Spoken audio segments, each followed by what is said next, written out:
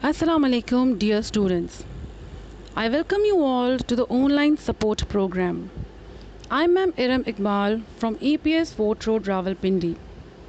This is our fourth week, and the lesson that we are going to study today is first aid.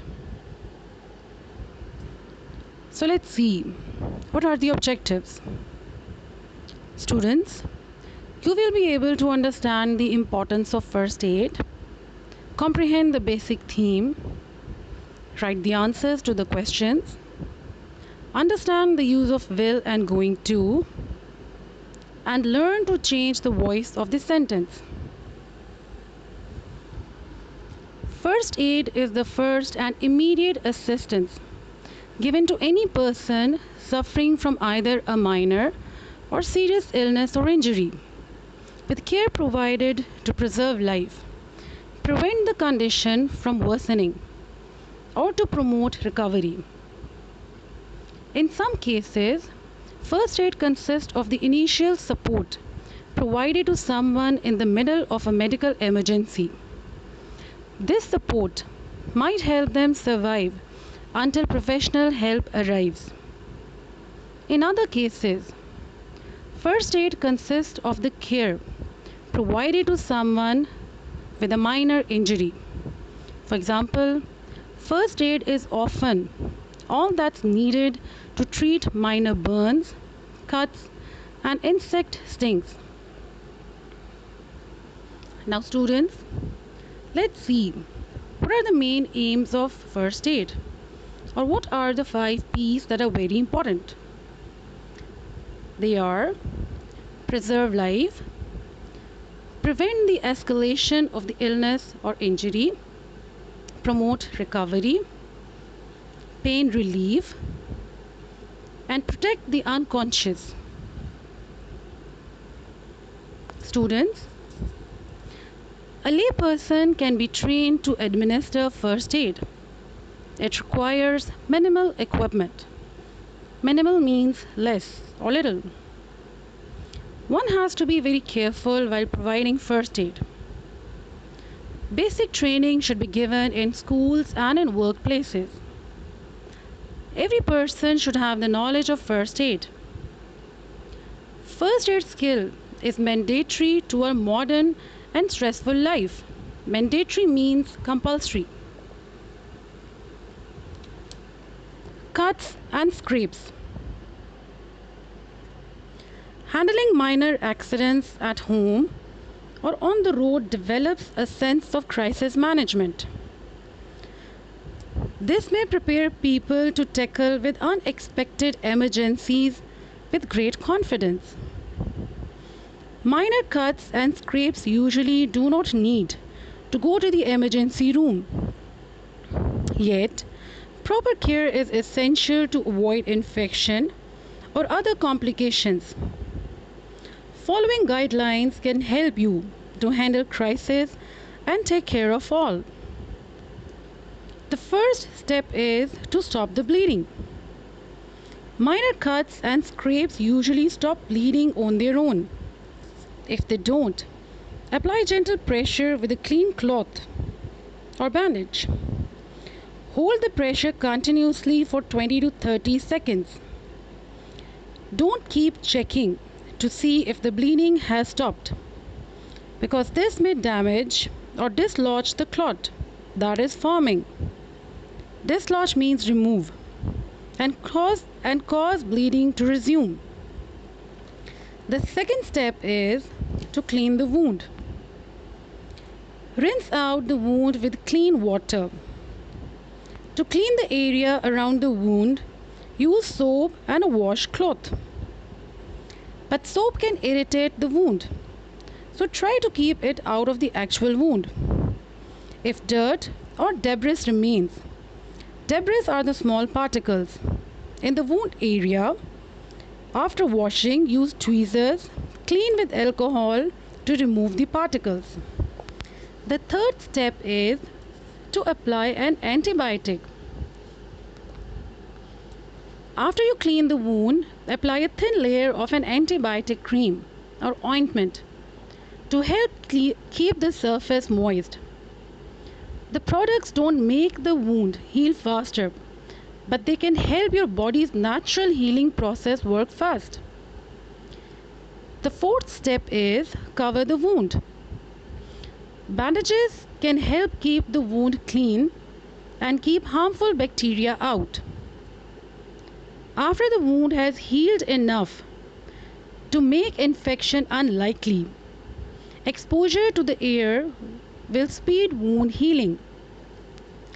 The fifth step is change the dressing. Change the dressing at least daily or whenever it becomes wet or dirty. If you are allergic to the adhesive used in most bandages, adhesive is the sticky material, then you can switch to adhesive free dressings. Students, the last step is watch the signs of infection. See your doctor if the wound is not healing or you notice any redness, increasing pain, drainage, warmth, or swelling. Now students, let's see what our first kit must contain. The first aid kit, it must contain a package of things useful to give first aid. Every office, factory, home and school should have an accessible first aid kit.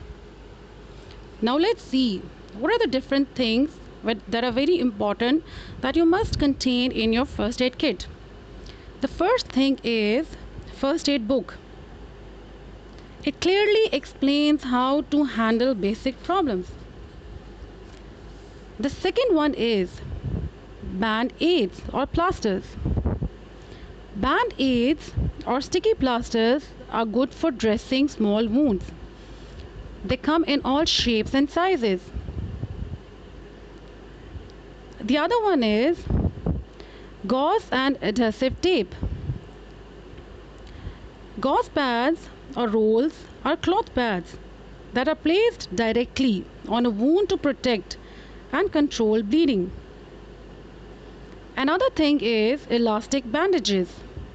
The elastic bandages are good for wrapping sprained joints or making a sling in the case of a broken arm. The next thing is mask.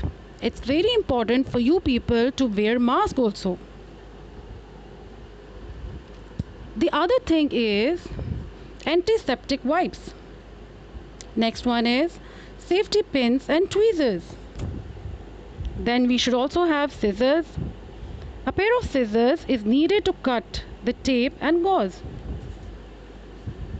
Latex gloves are also a very good idea, especially if you are dealing with body fluids from a stranger.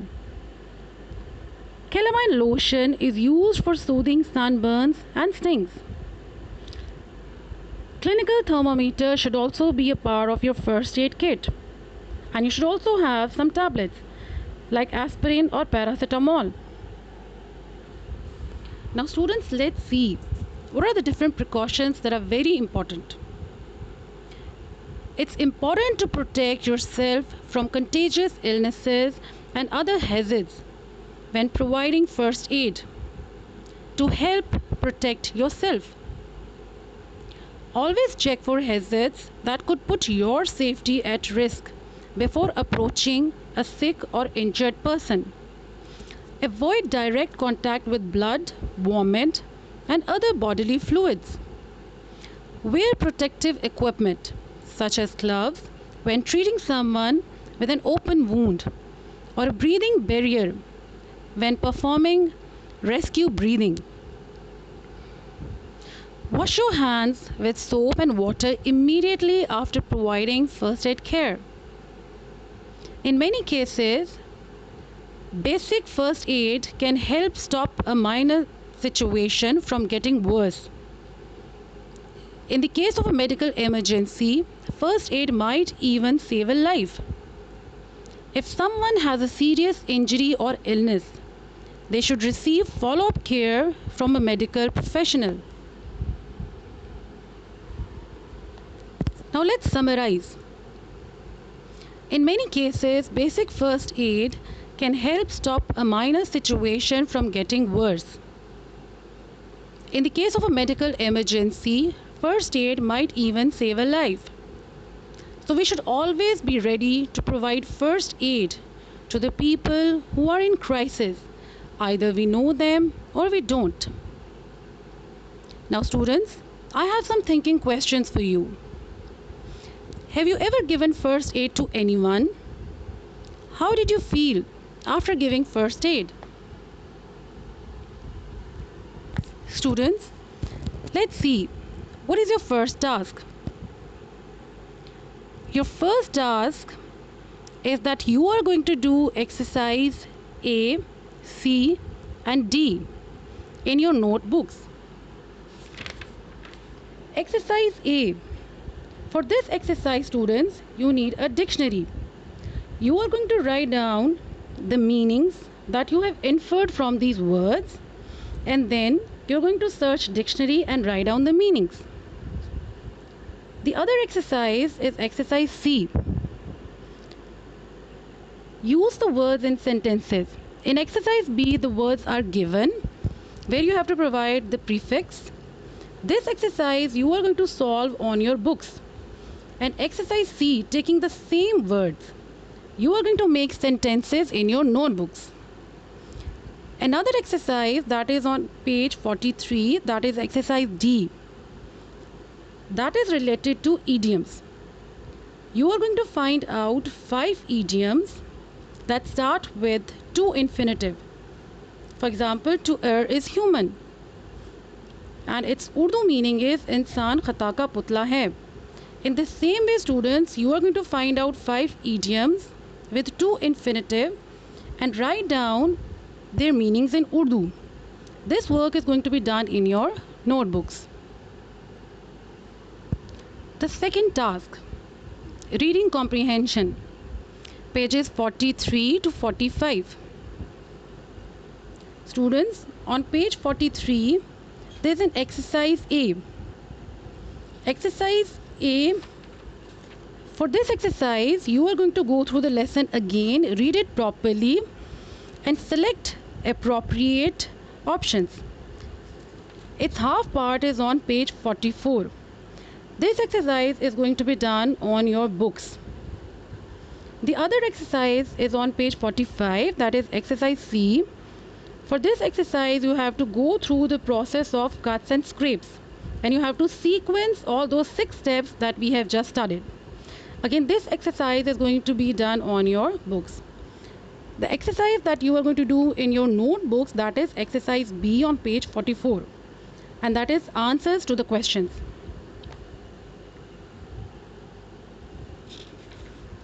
Now students, let's see what do we have in grammar. In grammar, we are going to study the use of will and going to and active passive. Use of will and going to. Both refer to the future, and there is a slight difference between the two.